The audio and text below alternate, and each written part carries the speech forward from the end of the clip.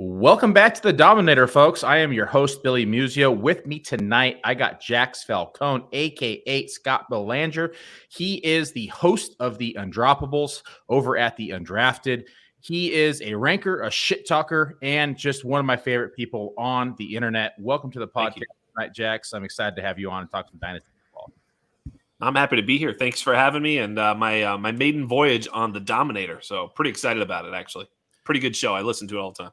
Yeah, we kicked this thing off last year, Matt and I together. We have this rotating schedule where he's 1 week, I get a guest 1 week. He's on 1 week, we get a guest 1 week. It works out. It's nice. We get some fresh faces. We get some familiar faces. We get to talk football. Either way, it's a good time. Tonight, we have a special treat for folks. We're going to be kind of kicking off the Dynasty Week here over at Player Profiler. Just like Shark Week, it is Dynasty Week, and I am excited to talk Dynasty buys, Dynasty sells, and, of course, a deep sleeper pick for our Dynasty teams, and that can be any position. So we're going to jump into that right now. First and foremost, Dynasty buys. We're going to go positional, quarterback, running back, wide receiver, tight end. Kick it off, Jax, with your favorite Dynasty buy at quarterback. Yeah, it's pretty interesting because I just did a startup with actually Theo's in the league, Matt Kelly, Alan Soslowski's in the league. So, a couple of your boys are in there, and it's, mid-high stakes, I guess. There's some sharp people in the league. So I actually was able to draft Mac Jones at the quarterback 32. I don't remember exactly what pick, but Mac Jones really being slept on, I think, at this particular point. On Keep Trade Cut, he's quarterback 27. As I mentioned in that league, I just got him at quarterback 32. Mac Jones, career completion percentage 67%.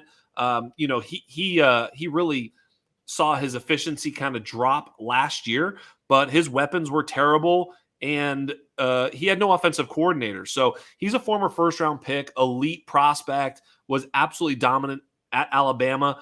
He's still young. They bring in Bill O'Brien. I think they're going to reinvest in him. He's got a season to go. And a lot of people will say, well, maybe he's not very good, and who knows, he could wash out this year. And I would say absolutely. That's very, very true. It's definitely possible, although I do think he'd get another shot somewhere else, even if New England moved on from him. But he's still being drafted after the likes of Desmond Ridder, Sam Howell, and Jordan Love and others, even Matt Stafford. Plenty of guys who are also pretty fragile dynasty commodities. So I think bet on the profile, bet on the talent, and definitely snap up Mac Jones in Superflex drafts late. I like that. We look at this offense and what they're probably looking to do here. They still don't fully trust him, right? I feel like. So they're going to maybe protect him inside the pocket, not let him air the ball out, probably look at more of the short intermediate passes. It's going to boost up his completion percentage, boost up his confidence. And you know what that means is that just means that at least in the near future, that my boy Ramondre Stevenson is going to be the beneficiary of all of that.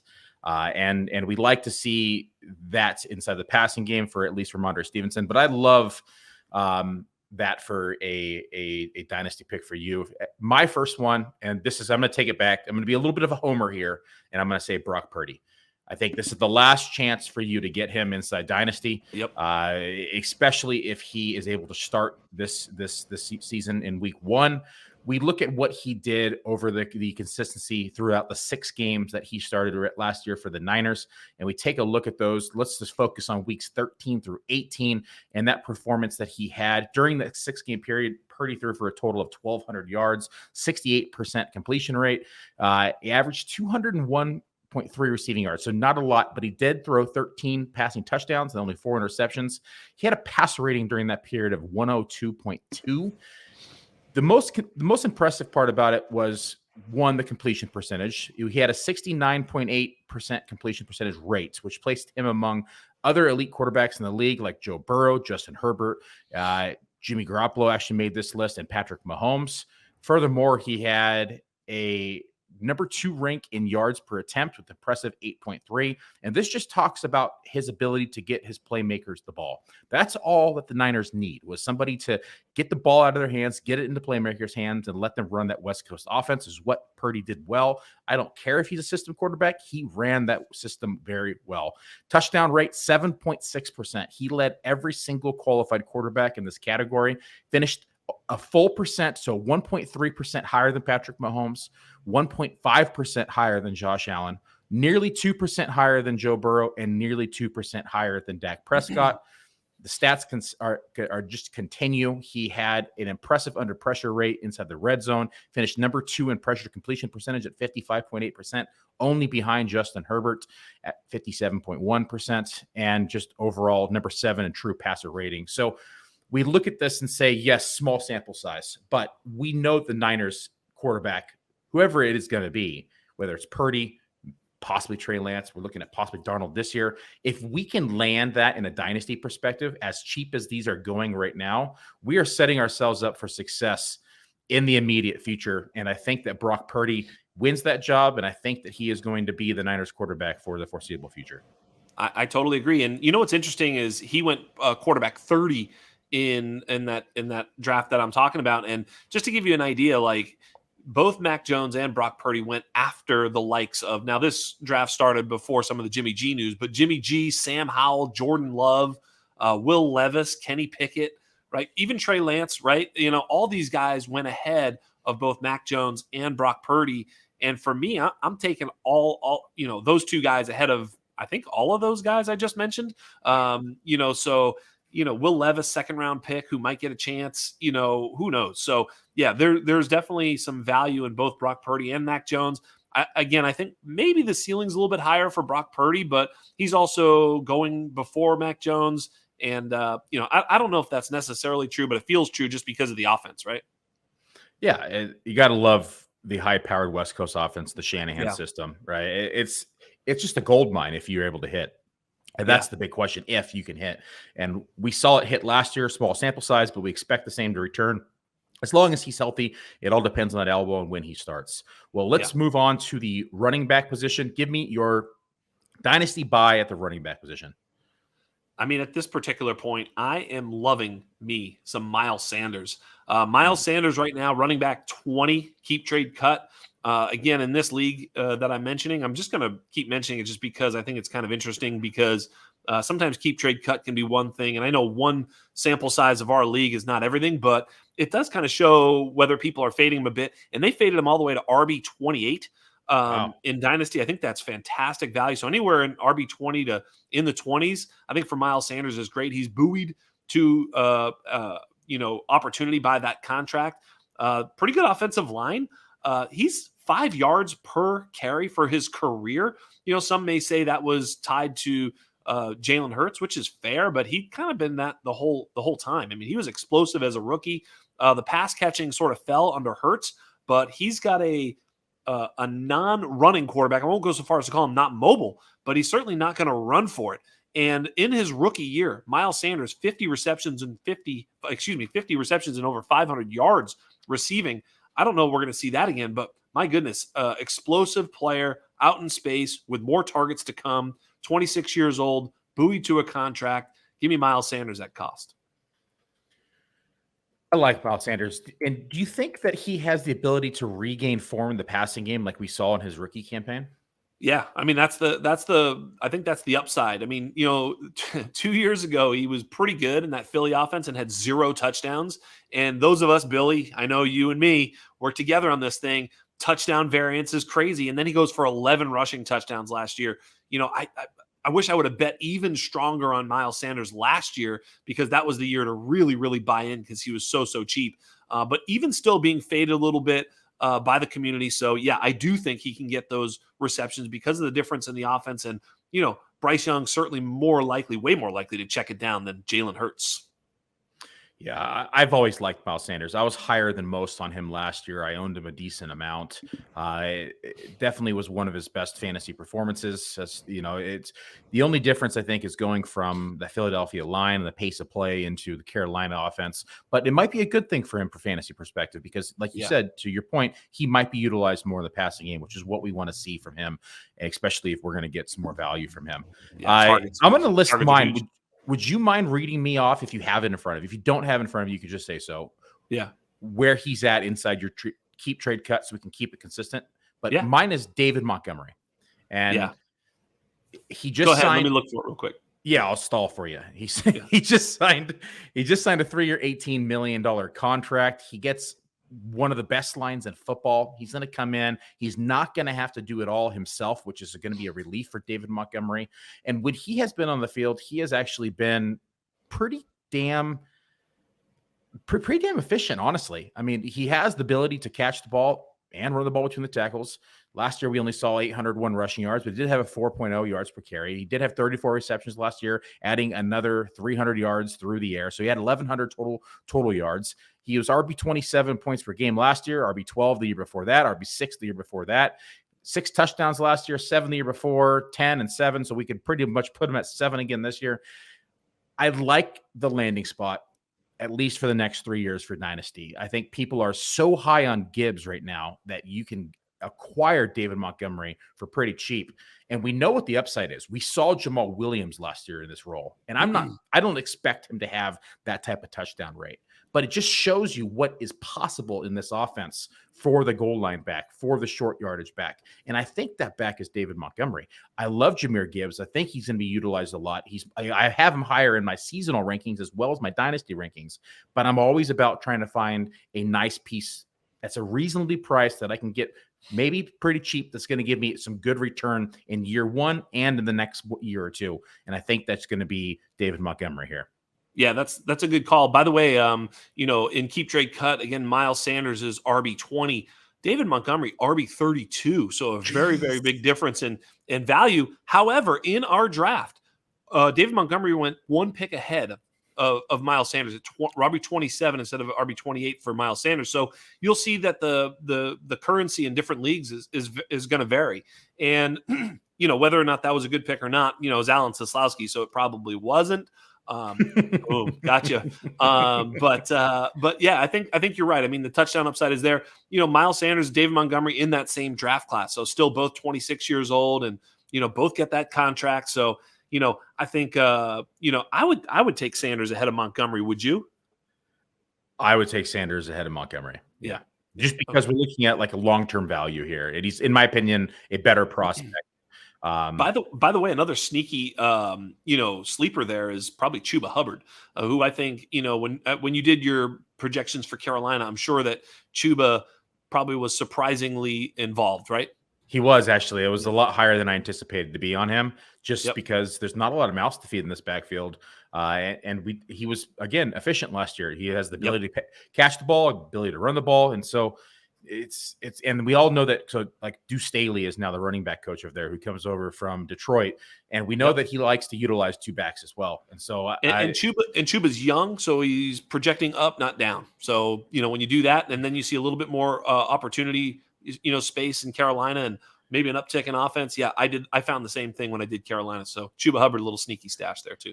Sneaky stash. And back to the pick that Alan made. We just want to repeat that, Alan. It was a bad pick because it was you, and we want to throw this back out there. Amen to that shit. Amen to that shit. Amen to that shit.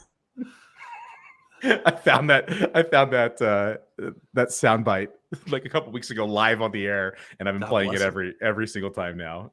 Amen to that shit.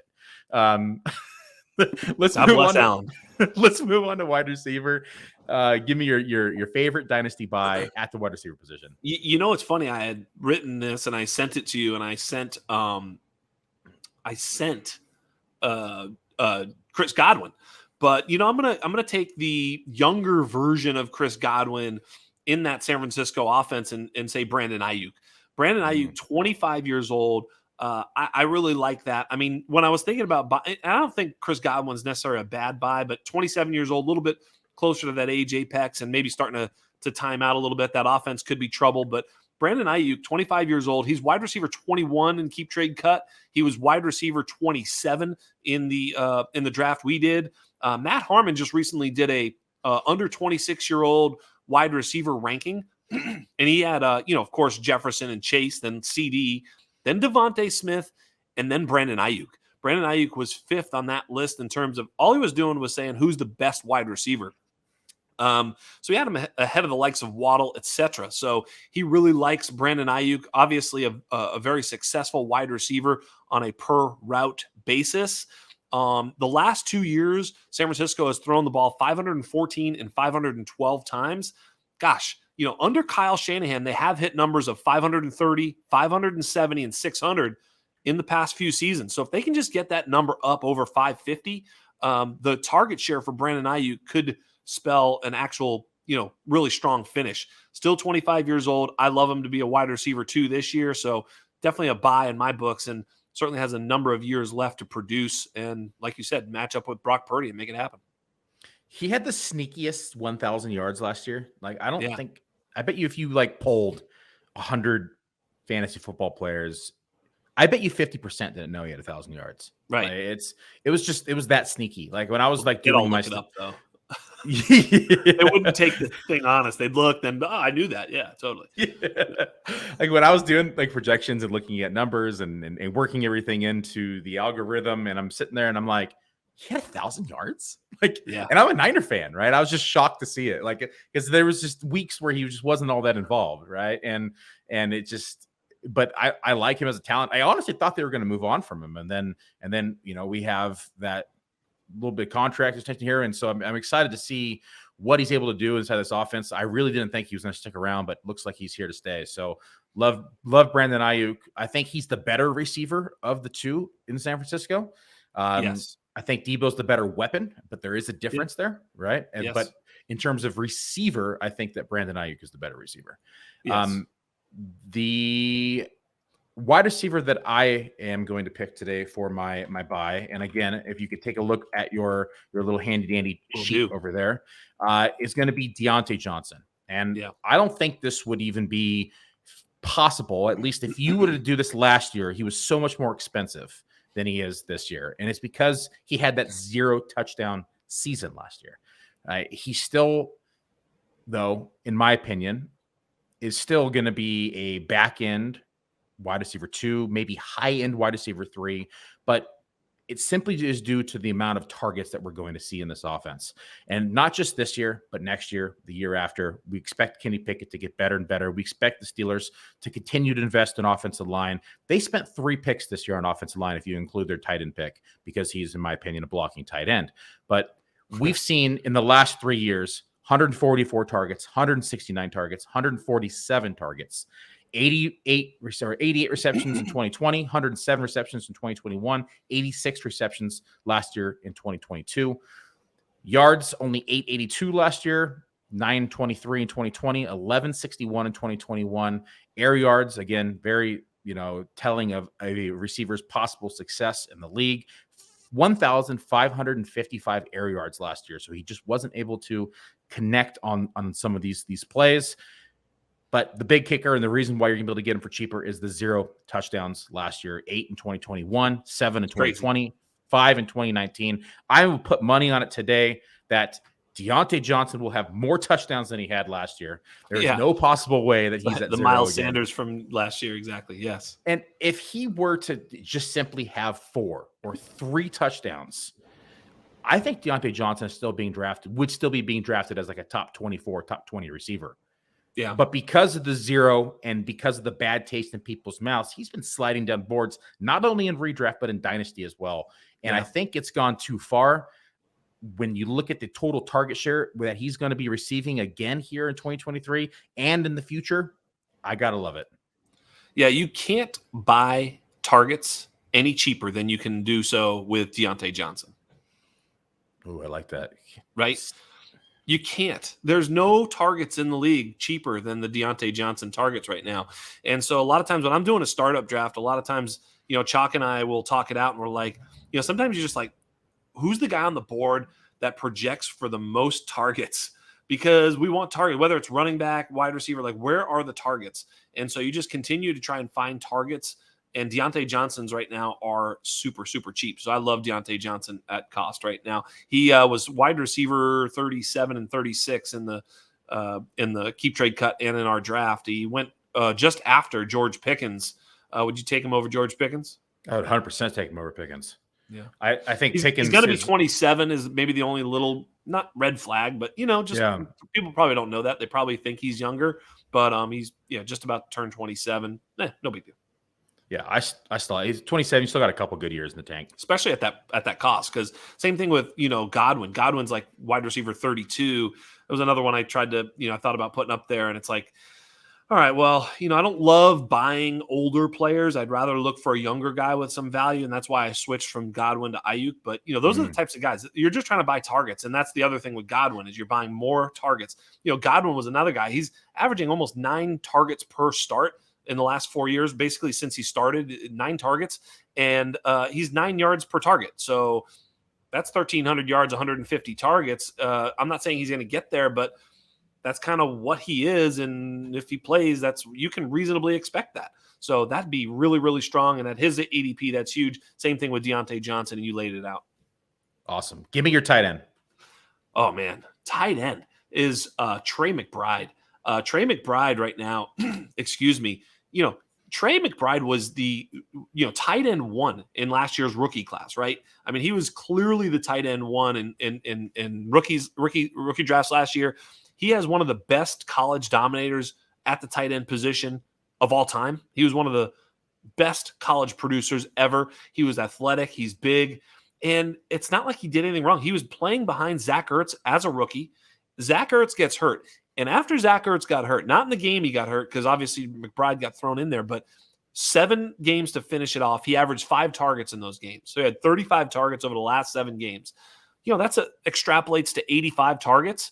I don't know if he's going to get 85 targets, but you could reasonably assume he might, and he could be more than that. Now, those targets may not be very, very valuable this year in that offense, but at tight end 18 on keep trade cut, this is dynasty too. I don't even get this. And tight end 19, he went in our draft. I mean, just malpractice to let him fall that far. He was on the board when I took Chig, and I thought about taking both of them. I never got that chance to take McBride after that, but boy, oh boy. I mean, those 2 guys right there. I mean, but Trey McBride is an absolute buy at this point, just an absolute steal in your dynasty draft. Yeah, and you got to think there's also, at least in the immediate future, 23% of the target share that's available for this team. It's up for grabs after the DeAndre Hopkins news of him being released. You have the likes of like Rondale Moore, who I'm high on, but we have to admit has injury concerns. You have somebody like Ertz there this year who's coming off an injury. You have Marquise Brown, who has injury issues as well. He could potentially slide into a pretty massive target share in the immediate future and then maintain that role going into 2024. And we could be potentially looking at somebody. There's always that tight end that just surprises ADP and jumps into like the tight end 1 category the following year. And I could see that being Trey McBride. Absolutely. And you got to think if Zach Ertz does make it all the way back from double ligament surgery, which at 32, 33 years old sounds like a tall tale to begin with. But if he does make it all the way back, it would stand to reason that Arizona would trade him. I made that comment today on the pod. You did? I did. Bingo. Great minds. It would stand to reason they would trade him. I mean, both for him and for the organization. They don't want him blocking Trey McBride. They don't want him on their squad. He's a winning player. He doesn't want to be there. Like everything about that relationship would just say, hey, let's just get you someplace. We'll help you get healthy down here in the desert and then let you go someplace and try and win. Yeah, especially because it would just be a 1-year eat on the contract, and then they're free of it next year. So there's a big out next year, and I could see them if they could get some sort of value for him, like for a team that has the need, that's going to need a tight end down the stretch that they know is they're just like the missing piece. It's definitely feasible, and I mentioned that earlier in a podcast today, and it's so I love to hear that because it randomly came to me today that could happen. Ooh. Mine, and I don't normally do this. I don't normally pick rookies when I'm doing these buy targets because usually rookies, they're inflated in price right now. Just got off the draft. They just picked draft from their rookie draft. The team, the fantasy manager is high on the player. That being said, This player is going a little bit lower inside of rookie drafts. He is not necessarily going to be the immediate starter in the offense. There's other target competition from the wide receivers, but at the position itself, not a lot of competition for the tight end himself, and that's Luke Shoonmaker for Dallas now. Comes in from Michigan. They took him at pick 227 inside the 2023 class draft. He has all the metrics to be successful in this league, right? 40-yard dash, 4.63, which is 85th percentile. He's got an 88th percentile speed score. He's got 88th percentile burst score. He's got a 94th percentile agility score and a 90th percentile catch radius. We saw what Dalton Schultz was able to do in this offense and the role that he was able to carve out. We know Dak likes to target the tight end. Yes, they brought in Brandon Cooks. They still have Gallup, so they don't need him right away in 2023. But we all know that rookie tight ends take a little bit of time to develop. They need to learn the blocking schemes. They need to learn the routes. As that's going to ramp up, I think we can start to see Luke Shoonmaker becoming more and more and more involved as the season progresses. And as we get down the stretch, we're probably looking at him as the starter because all he has to do right now is beat out Jake Ferguson. And that's, to me, is going to be a fairly easy task for the type of talent that Luke Shoonmaker has. Yeah, I like that. I'm gonna do something fun. You'll love this. There's 3 tight ends going right around each other. One of them, Luke Shoonmaker, and they're all the same age. Are you ready for this? Yeah, read it off for me. Luke Shoonmaker, Jelani Woods, and Irv Smith. Oh, I like those all. They're but all the same age. Isn't it crazy that Irv Smith Jr. is the same exact age as Luke Shoonmaker? God, I had such high hopes for Irv Smith. Isn't that crazy? I mean, I think I'd take Shoonmaker ahead of Irv Smith at this particular point. Yeah, I would too. Jelani's close. I'd probably take Jelani. Me too. Yeah, I agree. I think I'd go Jelani, Shoonmaker, Irv. But isn't that crazy? So Luke Shoonmaker is tight end 23 on Keep Trade Cut right now. So certainly a rising player. The cool thing I think with Luke Shoonmaker, I think you'll know fairly soon whether or not he's got anything, because you'd think they're gonna give him a shot. They know he's 20, almost 25 years old. So they must think they're drafting a contributor right away, at least to some degree. Yeah, Jelani was just a freak athlete. I mean, 6'7", 250 pounds. Yeah, I'm pretty high on him this year. I think he actually takes a big step. You want to change your answer? I do. Kind of, yes. Can I? Not my final answer on Luke Shoonmaker.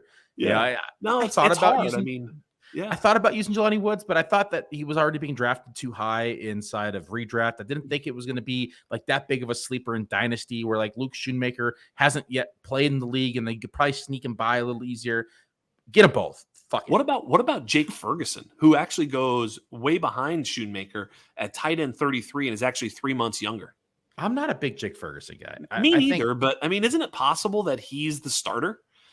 I think he is the starter to at least start the season. I think Shoonmaker is going to have to overtake the role. I think he does do it, or else they wouldn't have gone out and spent a second round pick on a tight end if they believed otherwise. And so I'm with you. But yeah, I think that Ferguson probably starts the season as the tight end, but I think that Shoonmaker eventually wins it out. Yeah. All right. Let's talk about our favorite sells. And you have a name on here I can't wait to get to because I want to see people freak out.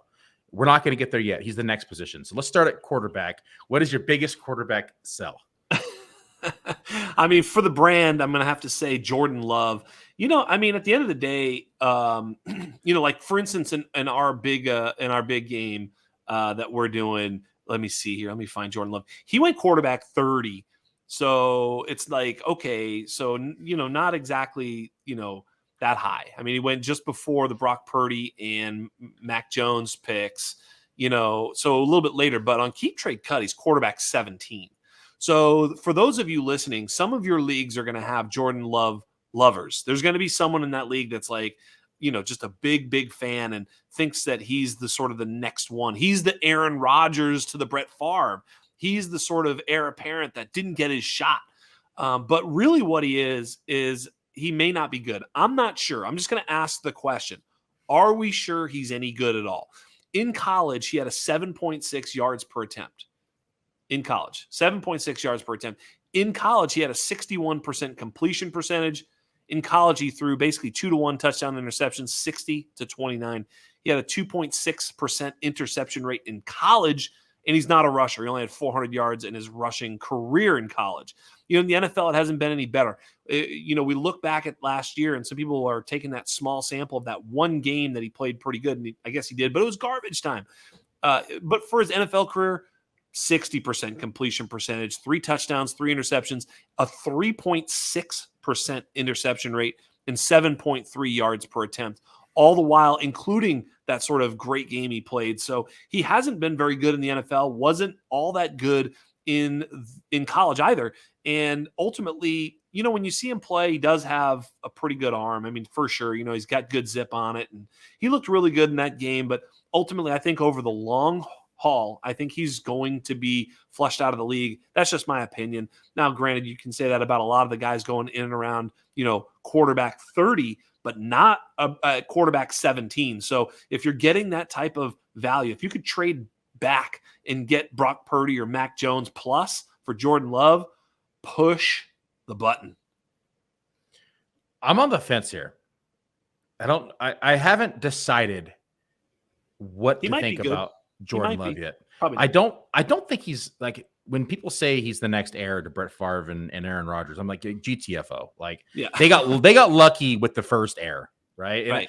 It's very rarely do you go Hall of Fame quarterback to Hall of Fame quarterback. They're not doing it 3 times in a row. So I think that we can rule out that just from a statistical standpoint, it probability, from probability, it seems fucking impossible. And so I'm putting that out there. That being said, I do like the weapons that he has. I like Watson. I like Jaden Reed. I like that he has 2, reliable running backs. They just went out and spent 2 draft picks on 2 tight ends as well.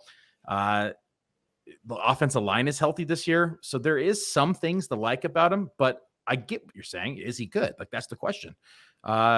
He definitely played well versus Philadelphia last year. And that was one of the toughest defenses that we saw in the league last year. And he pretty much carved him up down into the 4th quarter. That was the game that you were talking about. Yeah. And I think that overall, I think he has some outs. This is why I'm on the fence. Like, I don't think I'm going to be able to decide on Jordan Love until like week 1. I find myself drafting the biggest him. data point. The biggest data point was that Andy Reid didn't know his fucking name. So did you see that clip? Yes. If you didn't, go Google it. Andy Reid was asked about Jordan Love, and he said who, and he was not messing around. He was like, yeah, no, that kid's good or whatever. He didn't know. He didn't know who he was. Did not know. He was like, he was probably thinking about White House chicken fingers. And did you see that he today? Was definitely thinking about his next meal for sure. He's like, Jordan Love, no, I'm hungry. Get out of here. Yeah, quarterbacks, I'd never scout him. I got the best one in the world. I've got him locked up for 10 years. We're good. We don't need it. Yeah, I don't need to know any quarterbacks. So never mind. He did not know who he was, though. That's hilarious. It's awesome. Quarterback that I'm going to list off is probably going to have people a little angry. And I think they're going to say, why the hell would you sell him? And that's Justin Fields. And good call.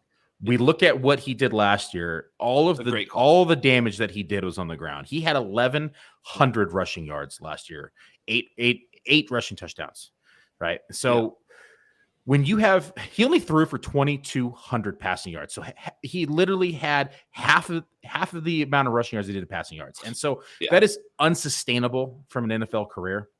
He's going to have to take a massive step forward as a passer.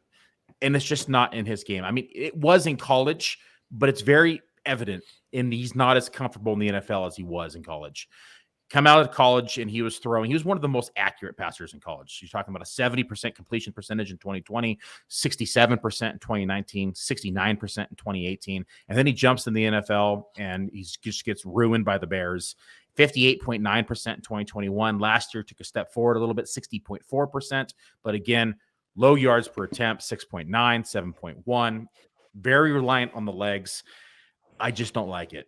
We look at the amount of pass attempts that we can expect this year, and Chicago, for me, comes in at the bottom 3 in the league in pass attempts. So that means he's going to have to do it again with his legs.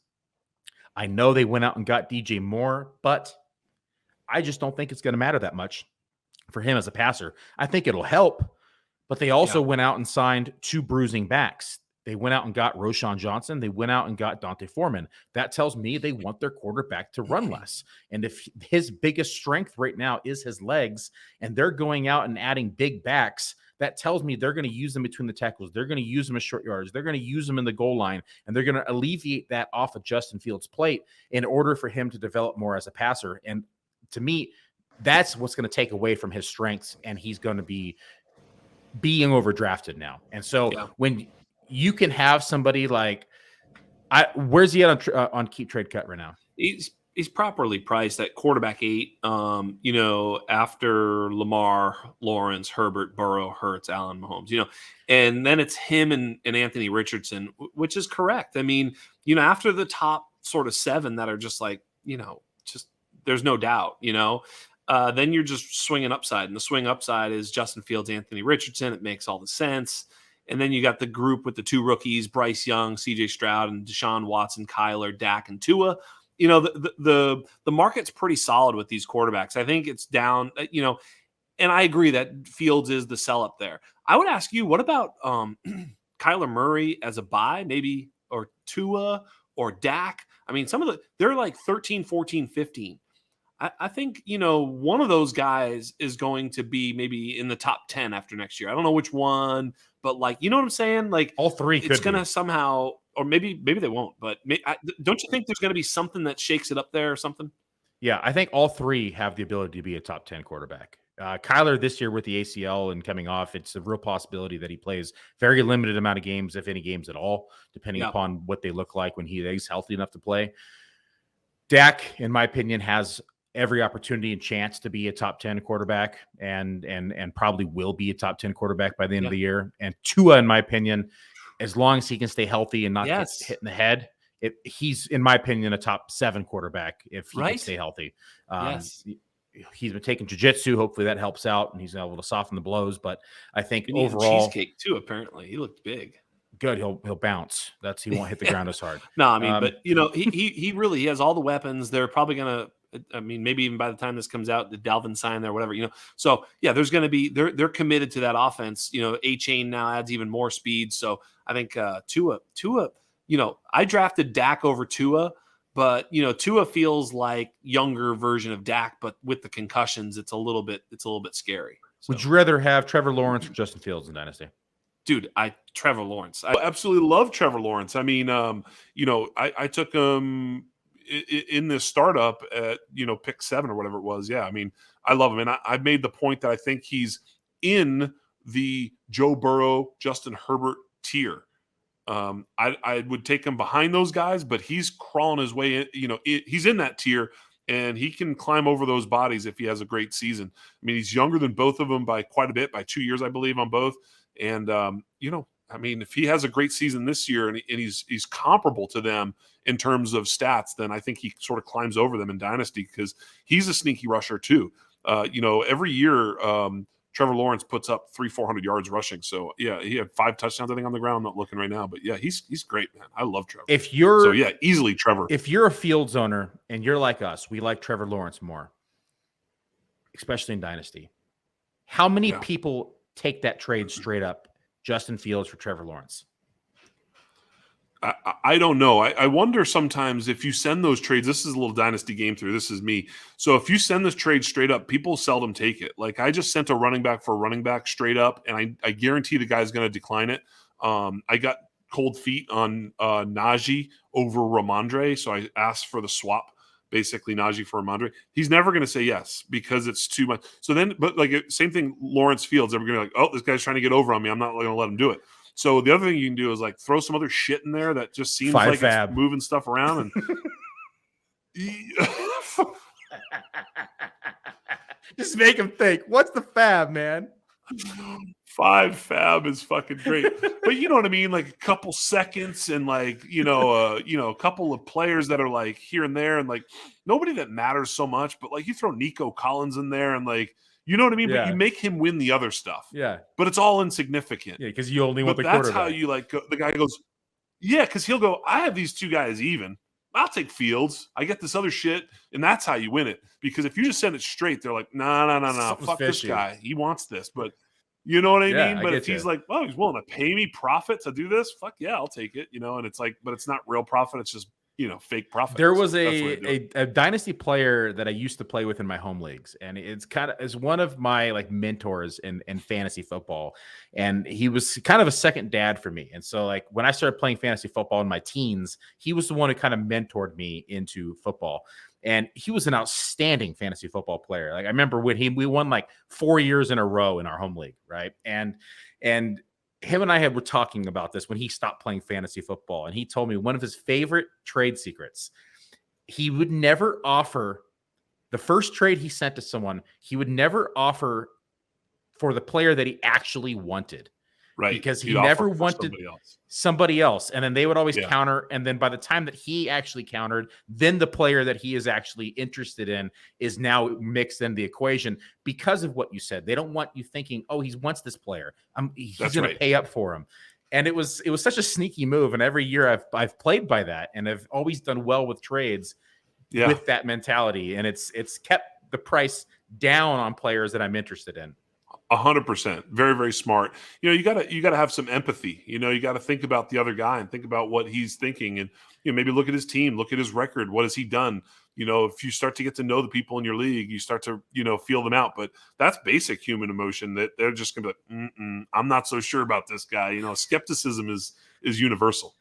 All right, well, let's move on to the running back position. I can't wait to hear your name.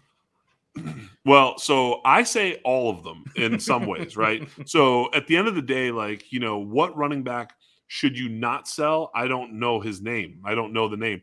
And for that reason, I'm going to say Bijan Robinson. This is not a player take. This is a value take. He's the only first-round running back in Superflex Dynasty leagues. I mean, he is like picked right after Trevor Lawrence, Justin Fields. He's coming off the board with Justin Jefferson and Jamar Chase. Let me just tell you, if I could get Justin Jefferson straight up for Bijan Robinson, that's what I'm talking about. In other words, you have no shot of getting Justin Jefferson with any other running back at all. Maybe they so a player. You're not going to get, right? You're nowhere near. But with Bijan, you're in the talks. You've got an opportunity. So using that player as a chip to get something is a hell of a way to go. I mean, you get JT plus. You can get some stuff. You might be able to get a quarterback. You could probably use Bijan to get Trevor Lawrence or Lamar Jackson. So that's the reason. It's not a player take. Please believe me. He's my RB1. But if people are going to value him where they're valuing him, I'll ask you it this way too. Which RB1 overall over the last 4 years, maybe, I don't know, should you have not sold? It's like, they CMC when he was RB1 was like, oh, you should have sold him. It was like, I should, everybody was buying him. JT has fallen. He was hurt. There's like never been a guy who's like been like the RB1 and then paid off. What was the threshold you set? How many years did you say? 4 years or 5 years? 4 years. I was just making up. I was going back in my head, and like the only one I could think about was like LaDainian Tomlinson and Adrian Peterson, but that's more than 4 years. LaDainian Tomlinson, I've got something coming in. We're going to do some content that's going to be really cool. And LaDainian Tomlinson's part of it. He was he's the reason why third round reversal was created.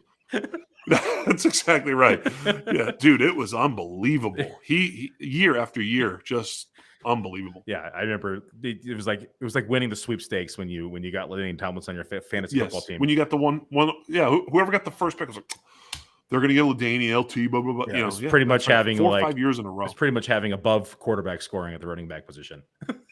Yep, absolutely insane. So, there it is. Bijan, sell him. Get rid of him. Get him off your roster. Bum.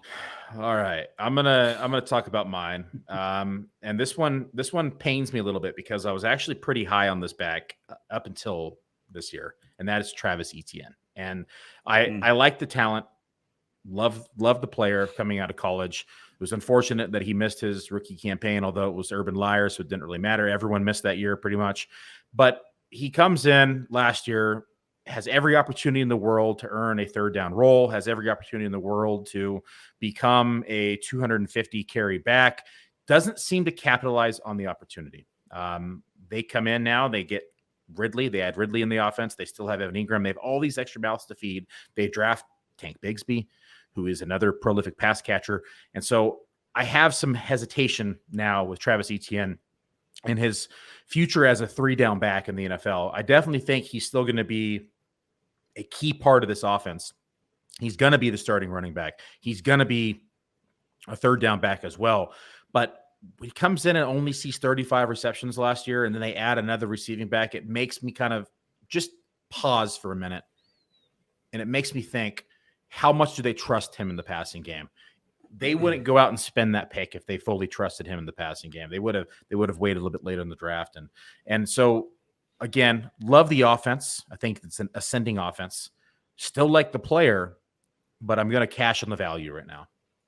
Yeah, that's fair.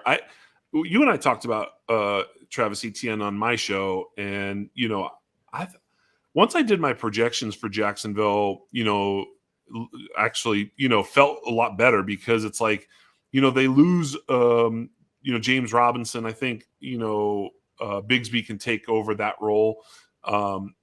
Obviously, he can take over more as well, but I don't know, man. I still think Travis Etienne, I would actually maybe buy the dip, so I might buy him from you. Although I've sold and bought, Etienne, because, I've used him. I used him and Najee to get to Breece Hall plus, which I felt really good about. So I've done a few things with him, and I don't know.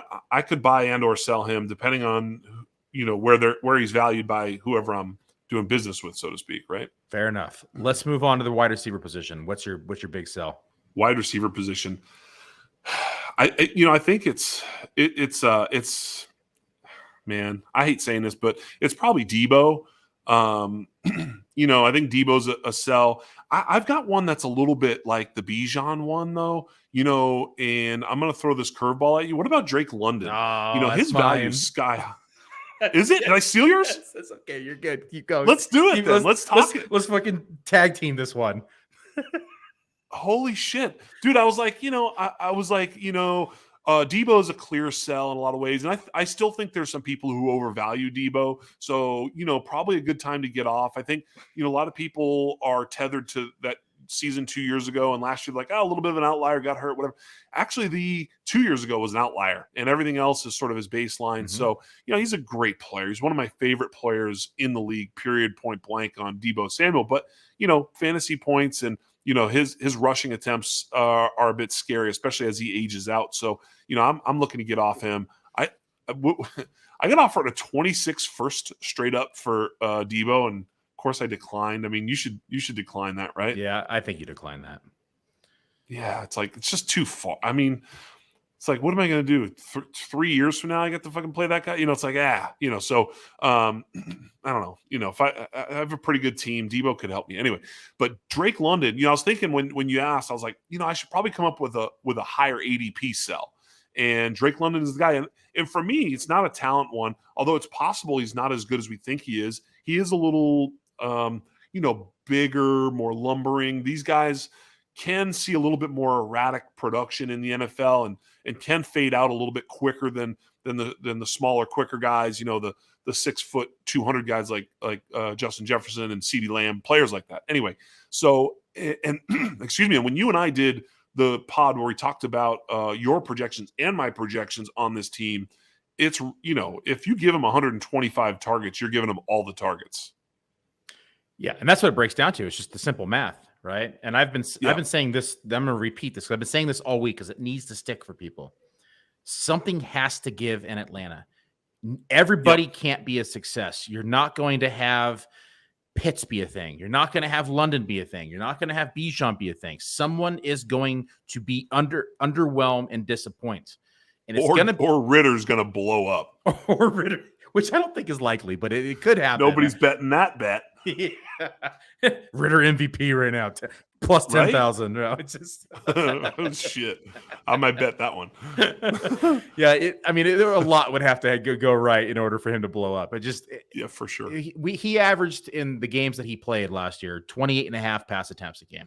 That breaks down to roughly like 470, 480 pass attempts for the year. It's just not enough volume for it to succeed. And in the immediate future, Drake London is tied to him. Although if they perform, poor enough, they might be in the sweepstakes next year for a good quarterback. And then this could be a different conversation in 2024. But I think as of today, I agree with you fully that Drake London is going to be my sell, especially at the cost that he's going at right now. Yeah.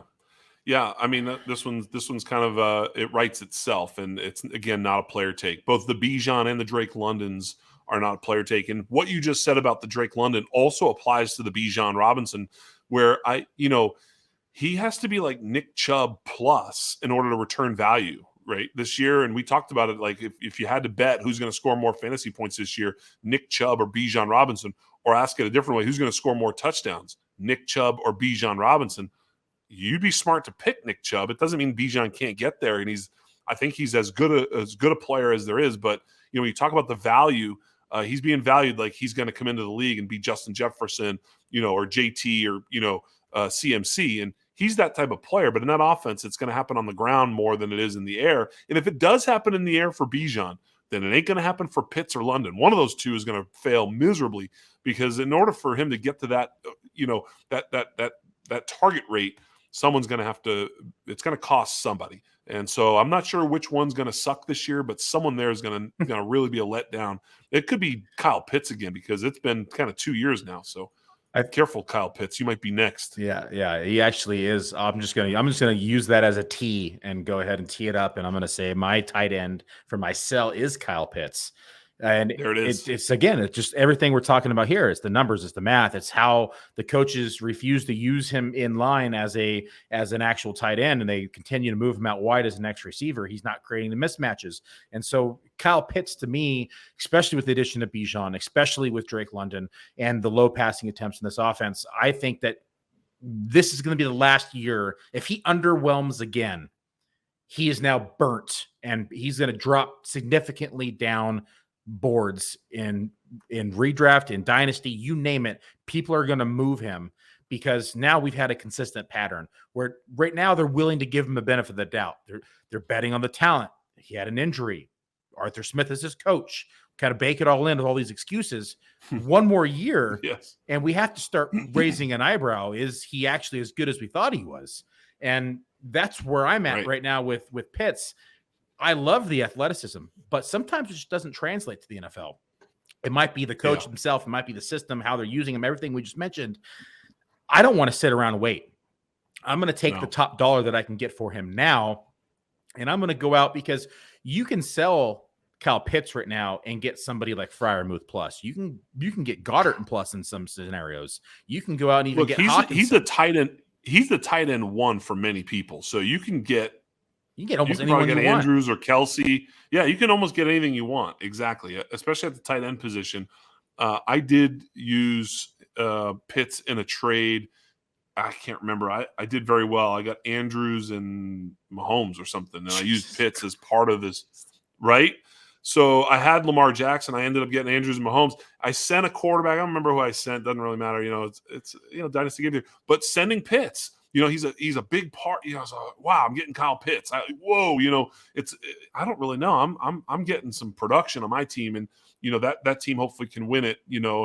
But those are the types of trades I'm looking to make with Kyle Pitts, where he's part of a big deal that I'm going to go ahead and get some big stuff, like a top 7 quarterback or Justin Jefferson, right? You can use him to go get yourself some stuff. Awesome. Who's your biggest sell at tight end? I don't even know, man. I think I put Mayer. I think Mayer is like, man, oh man, what? Let me look here. This was ridiculous. He didn't go this high in our draft, but I think on Keep Trade Cut, he's the tight end 9. Like, I know rookie fever and all this, but that is just nonsense. Look, he's going to have to be really good to pay off tight end 9 in a startup price point. We just talked about a bunch of guys that we like, behind that. Trey McBride. Look, tight end 9 for Mayer or Trey McBride at tight end 18. Golly, if I had Mayer and I could sell to get McBride plus, I like Mayer, but who knows? We just saw it we're just talking about Pitts right now. So to spend high capital on rookies, I don't like doing it. So I just thought I'd point out that I'm a little skeptical of Mayer and his ability athletically. He's not as big as we want him to be, and he's not as quick and fast as we want him to be.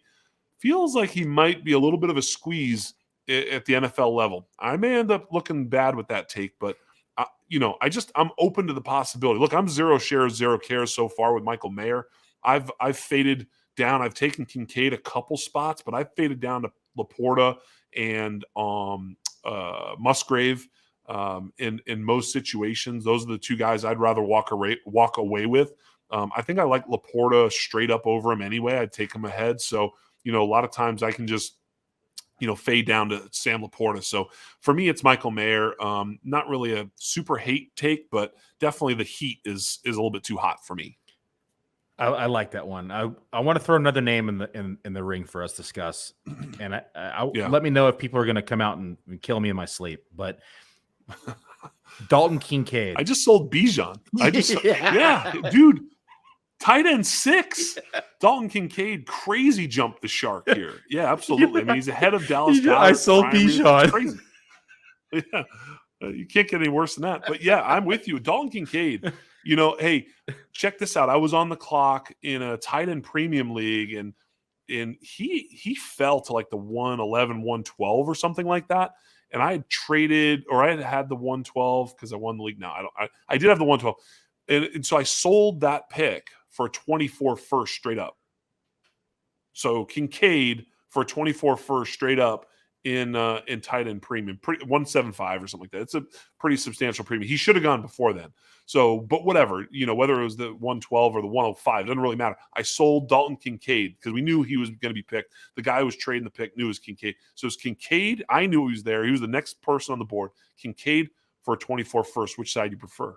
Oh man, random 175 tight end premium. I probably go Kincaid there, honestly, just because it's a future play with Josh Allen, and it's 175. If it was just 1 point PPR, I'm going with the pick 100%. But the extra tight end premium, that's an increase in typical tight end premium. That's a 50% increase. Usually it's 1 point. What is it? It's usually 1.5 for tight end premium. So you're talking 175 is a pretty big boost.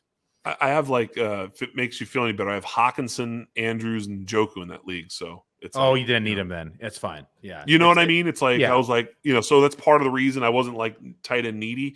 And it was sort of a bet against him. Like, look, if he doesn't succeed, I fucking win this trade big time. Yeah. Like big time. I dodged the bullet. I shoved it to a 24 first. I can tell that other owner to eat it. If he does succeed, well, he wins, I win. I still have a 24 first. Well, also, what does that other owner's roster look like? Like, right? That 2024 first. That's pretty good. It's probably going to be a later pick. Okay. Late, it's not, it doesn't have a chance to be like Caleb or Marvin Harrison. He wouldn't have done that, you know? So yeah, I mean, mid-late, probably late. Yeah, sometimes I disappoint. I had a team that looked freaking massive on paper last year, and then I lost every running back I possibly had, and I'm starting the and this is a deep league. It's like I'm having to go out and start Kyle Juszczyk at running back because that's how deep this league is, and I'm just hoping he falls in the end zone or catches one catch. Right? It was by the way, I had this sneaking suspicion. What about this? You mentioned Brock Purdy's going to be the starter there. And they haven't traded Trey Lance yet. What if Trey Lance is the Kyle Juszczyk, replacement? Too soon? Too soon? Trey Lance is the water boy. Thank you. Yeah. People are going to hate that one. So we're selling Bijan. We sold Pitts. Yeah. Trey Lance is now the Kyle Juszczyk replacement. Man, so good, right? So good. We just went from 6,000 subs to 1,000 subs overnight. Everybody hates us now. Actually, they love it. They do love this. They do love it. All right. I have a deep sleeper. We have a deep sleeper, and we're not talking about Tommy Trembles, and we're not talking about Brevin Jordans. We're talking deeper, deeper. And it could be tight end, it could be running back, could be wide receiver. This is nobody in their home league is thinking about these folks. Give me a name. So I didn't know how deep you wanted to go. So I've got a few names, so I'm going to give them to you, okay? Number one, everybody knows I'm leaving rookie drafts with Clayton Tune. Clayton Tune is a 4th or 5th round pick in Dynasty Superflex rookie drafts. So Clayton Tune could be a starter in 2023. He could start week 1 for crying out loud. And any quarterback that could start is worth a pick in Dynasty Superflex. He is a cheap one. The other one that's sneaky is Kyle Phillips. I just had to mention he could actually be a starting slot receiver for an NFL team this year. Going to be. If you can name the team, you get bonus points. But Tennessee Titans. Yeah, Tennessee Titans slot receiver. That was for the people at home. I know you know, but those listening at home. And then the other one, the drumbeat continues in Kansas City for Justyn Ross.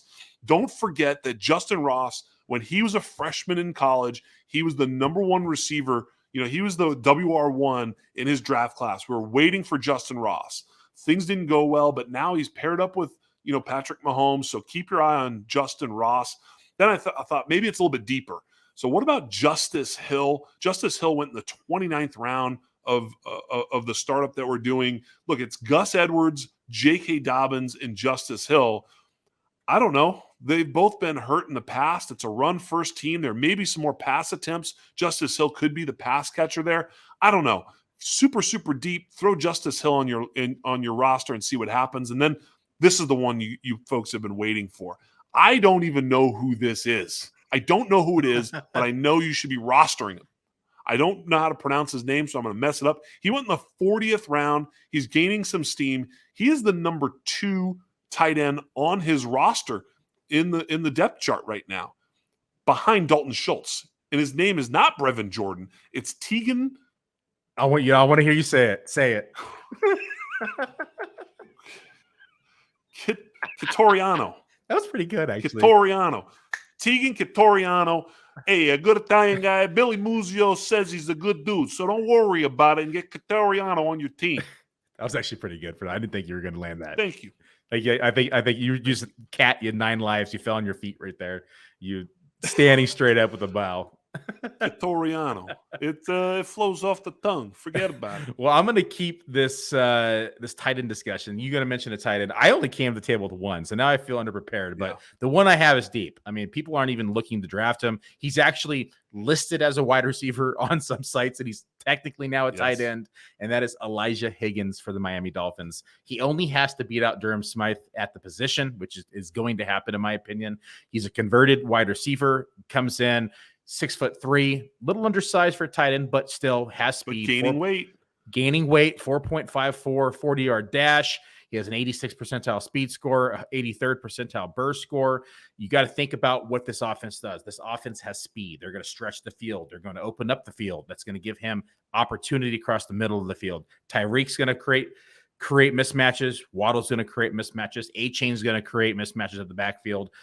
I like Elijah Higgins and what his potential success looks like inside the league as a tight end. I'm up to about 40% rostership of Elijah Higgins and growing. I absolutely love this call. I'm a big Elijah Higgins fan, and so I am putting your money where my mouth. My money where I'm getting him. You're getting him. One of the two. It's happening. Well, Jax, I have a surprise question for you. It wasn't on any of our show sheets today, and I always like to ask. There's technically 2 questions. First question is, what is the worst trade you've ever made in Dynasty? Everyone remembers it. I remember mine. I don't. Wow. I have a short memory. I was a quarterback in high school. If you throw a pick, you got to forget. Although I do remember the worst pick I ever threw, pick 6. Oh my God. I do remember that. It hurts still to this day. It's a swing pass to the backside. I didn't even look. I just thought it would be open. No. Anyway. So I can remember that, but I can't remember the worst dynasty. I can remember the worst dynasty trade I ever made that got rejected. That was the one that, I'll just never forget. It was like Devontae Adams and Todd Gurley going one way, and I would have gotten Devontae Parker and Jerick McKinnon in 1 first or something like that. This was at the height of when it was the worst trade I ever made, and it got declined. I was like, thank God. I look back and I was like, oh my God, I got totally bailed out. I remember the worst trade I ever made, and it was terrible. I mean, it was disgustingly bad. I wasn't new at fantasy football, but I was inexperienced. It was in 2013. There was a rookie wide receiver who is still playing today and still dominating today. Do you know who that receiver is? DeAndre Hopkins. It was DeAndre Hopkins. And there was a certain running back at the time who blew up, and I was in very big need of a running back. Thomas Rawls? No, you're close, though. Zach Stacy. Oh, I was that Thomas Rawls. Come on, give me some. That was conceivable. Yeah. And so I did a trade straight up, Zach Stacy for DeAndre Hopkins. And it was Hopkins' rookie year. I made every excuse in my mind to trade him. I needed a running back. Stacy looked like he was going to be it for the future. That was pretty much I pretty much gave up DeAndre Hopkins in Dynasty for like 3 weeks of Zach Stacy. Brutal. Yeah, and DeAndre Hopkins still awesome. The worst part about it, that league is still going today, and I still get to look. Does the owner still have him? The same owner still has DeAndre Hopkins. Brutal beat. It's like, Jesus Christ. I've had to stare at this guy for 10 years now. So good. It's just like the trade that never goes away, right? It's like fantastic. Every year I want to look for Zach Stacy's name. Just know that what was no longer in existence. I think I picked Thomas Rawls in a startup, early on. I was like, that's when you learn to sort of fade the running back position a bit. Last question, surprise question. Okay. If you could give any Dynasty player only one piece of advice, nothing else, what would it be? I've answered this question before. Don't especially if they're brand new. It's like, don't trade away your first round picks. It's like, just so you know, because everybody comes after the new guy's first round picks. So that's kind of like number one. But to that end is, especially early on, just don't seed value.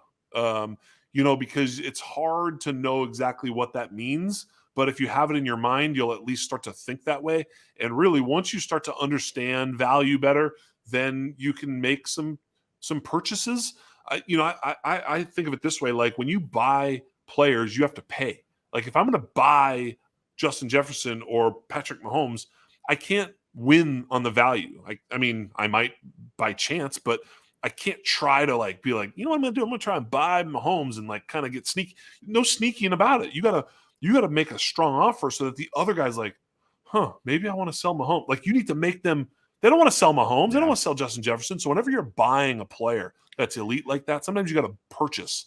But in general, if you're always seeding value, your team is just diminishing right in front of you. I've seen some really, really awful teams get really bad really quick. I saw one guy basically traded CeeDee Lamb for Antonio Gibson and then traded Antonio Gibson for Eno Benjamin III. And so it ended up being where CeeDee Lamb became Eno Benjamin III. You know what I mean?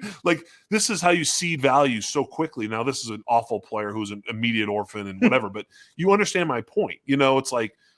It's just control value. I can second that. I've seen some teams just get ugly fast in that exact manner.